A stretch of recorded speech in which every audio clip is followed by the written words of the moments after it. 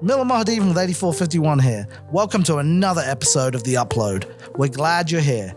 Each month we dig into the world of AI, thick data, machine learning, data science. We invite you to stick around and let us know what you think. Keep an open mind and stay curious. Welcome to The Uplow'd by 8451. I'm your host, Dan O'Keefe. Today, we're talking with 8451 Senior Data Scientist Ethan Swan about upskilling talent through tech.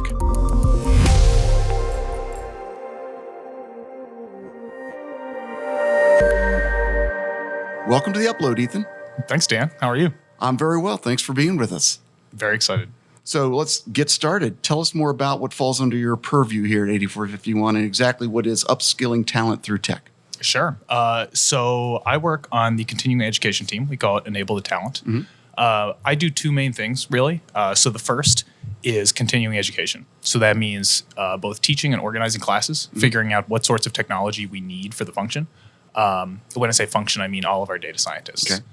So that's about 200 people, and we need to figure out what's going to be relevant, not just right now, but in the next year, in the next 2 years. We want to start investing in what technologies we need to teach. Right. And the other big thing that I work on is tool development for the function. So there's certainly like a lot of open source tools that we already use, but there's some things that are specific to the way we do work, and we want to build packages or we want to invest in library building that people can use throughout the entire function. And I think we're going to talk about some of those tools as we get a little bit further along, right? Yeah. Great. Right now, though, keeping the data science teams up to speed on the latest technology means you must be aware of what's on the horizon, as you just mentioned. Can you talk about where you see the field of data science heading and as far as technology that's used and how are you getting your teams there? Sure. There's a few trends. I think probably the most obvious one right now is data's gotten bigger. And there's a lot of discussion of that. It's become very buzzwordy. Everything is big data. Companies are switching to entirely different systems to handle the volume of data that they have. And sometimes that data is not as regular as it was in the past.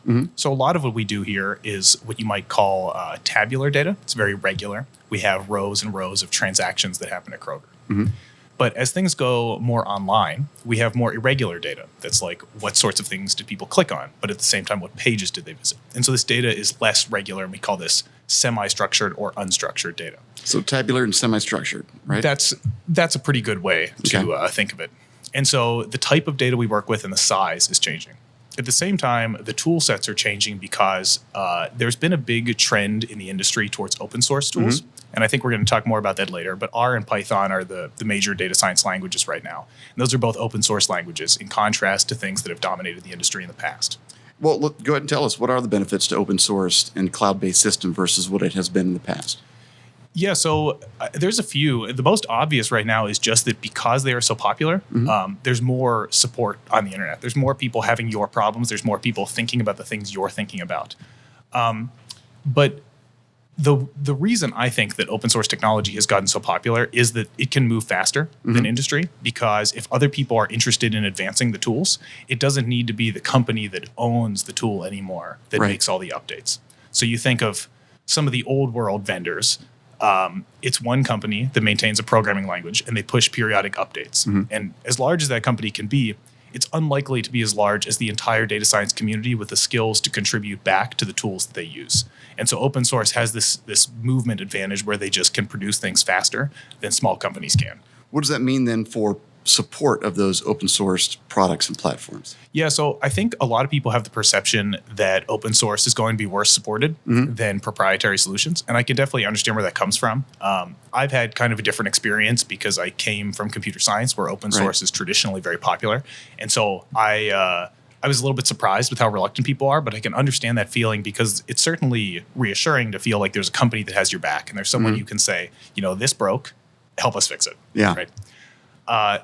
There's trade-offs, though, because when you go to open source, especially when they're so popular, you have literally thousands, maybe millions of people throughout the world also using the same tools. And they are posting on forums like Stack Overflow, which is a very popular site for programming problems, basically, and saying, here are the issues I've run into. Here's a problem I'm trying to solve. I don't know how to do it. Can you help me? And there's just a very rich, vibrant community of people willing to give their time and answer these questions. And why those communities exist?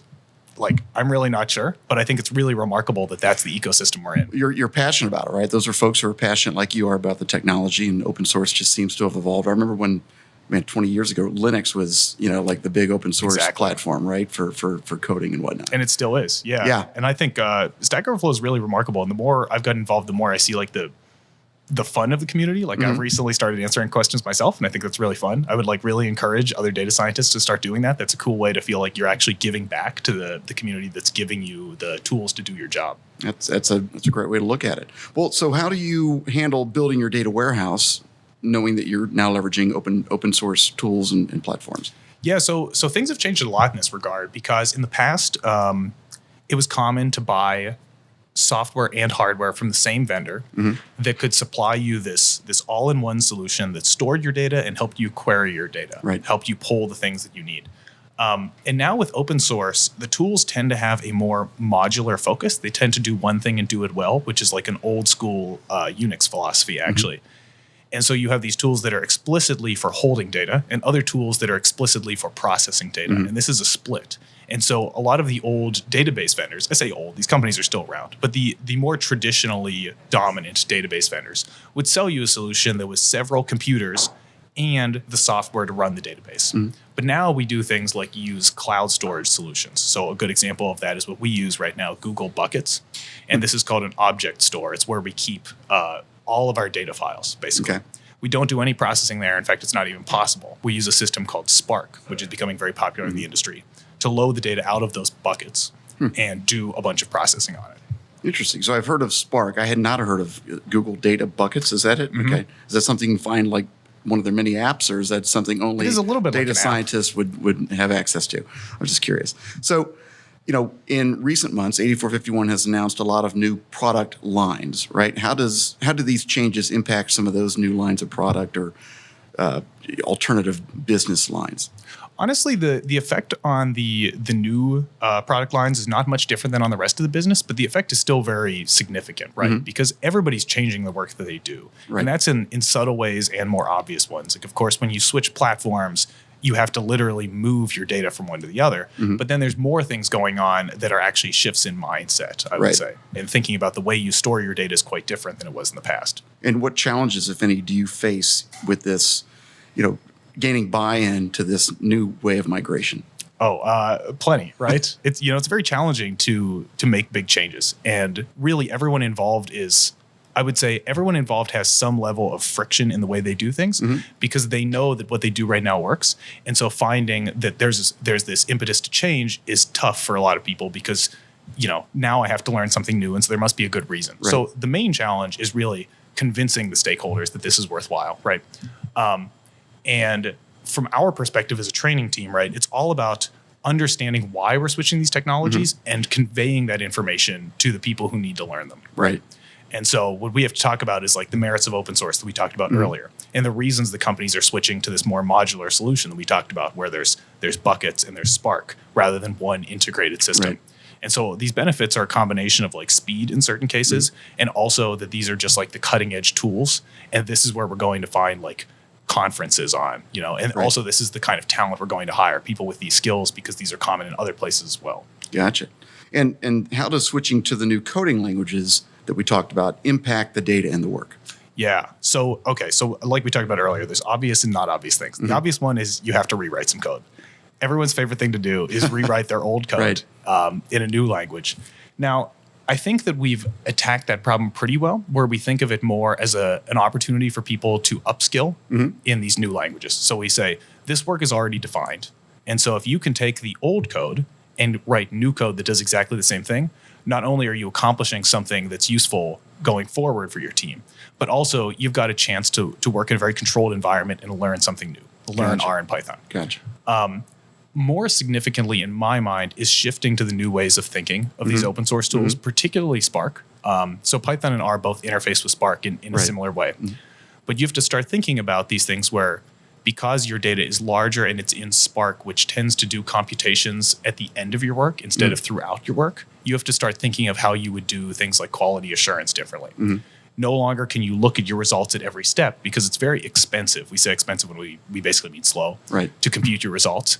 And so you want to to write more software development-esque test cases rather than look at your data as you go. You want to do something more like a software engineer would, where you say, I'm going to write a test that makes sure my data looks the way I expect it to, and that makes sure my algorithm has had the output that I expect. Is that kind of the agile mindset towards coding, maybe? Sort of. Agile is more about timelines, I would say. But, it's another engineering mindset that we are slowly adopting within data science. Gotcha. And so they have some similarities. Okay. So we've talked a lot today about the what changes are happening here at 8451 with you and your fellow data scientists. Now let's talk about the how. How are you approaching training your team on all these changes? The shift to open source being one of them. Yeah, that's it. Well, I was going to say was, but it is not a was yet. There's still a lot happening. But we initially attacked it with 6 training waves. And so, there's about 200 data scientists in total. It's a lot of people. And we didn't want to make everybody sit through one giant class where there were too many people to ask questions. I'm not even sure we have a room to hold 200 people for a class. So we did it in waves of around 40 people. Right. And that was only the first step. So we put this week together where it was enough time for people to both have some classroom style education and also practice with examples. And then after that, we have been slowly having, I shouldn't say we, because not every team has approached it the same way, but many teams have taken the direction of assigning 1 or 2 people to be their lead migrators and start moving code over. And then they can serve as the subject matter expert when other people are moving their code as well. And then the few of us that are serving as sort of the Spark experts or resources are able to spend some time with these people and help them do whatever they're doing. Great. And do you believe this is going to continue to be an ongoing, continual shift in migration, or is this going to all happen in the scope of a period of time and then you'll move on to the next big thing? I think some combination of both. I think that this is going to be ongoing for a while because we have a lot of stuff. There's a lot of algorithms that we use and there's a lot of products that we build, and there's just a lot to be done. But at the same time, you rarely find a long-term solution that is not going to change. So I don't think Python, maybe. I don't think it's likely that in 30 years, Python is still the language of data science. Gotcha. A few years ago, there was a language called Julia that got very popular relatively for a new language. And it seemed like that was going to be the next big thing. Gotcha. And it didn't really catch on. But there probably will be something else that has merits that R or Python does not have. And then we're going to have to learn it again. And that's, especially in the open source world, that's just how it works. Because for 20 to 30 years, this software called SAS dominated analytics. Yeah, sure. And I don't think that once you move to open source, you will have anything like that where a software dominates for that long. Gotcha. Well, Ethan, we really appreciate this perspective you've shared on how 8451 is approaching these changes to open source and all the other shifts that we've discussed. But now we've gotten to the important part of the podcast conversation. It is now time for the 8451 lightning round, where we ask you a series of 8 random questions for 51 seconds. Ethan, are you ready? By the way, I have to add, you have the best questions of any I've read thus far. I'm very excited, Ben. So are you ready? I am ready. Here's my favorite. Go. Would you rather be Han Solo or Indiana Jones? Han Solo, more technology. I disagree. What's the most rewarding part of your job? Teaching people and seeing them understand concepts. If you could have coffee with one historical figure, who would that be and why? Arthur Conan Doyle, big Sherlock fan. Yeah. What's the craziest Python question you've ever received? One time, someone asked me why they had 2 files that looked the same, but Python was handling them differently. There were invisible characters. It was a Unicode error for anybody who's familiar with it. Big problem. Right. You just answered that question in French, as far as I'm concerned. Android or iPhone? iPhone. Big Apple fanboy. I have 2 T-shirts. What's your ideal way of spending a day off? Wake up, make coffee, big coffee fan, watch an NBA game, work on personal projects. All right. What's the last book you read?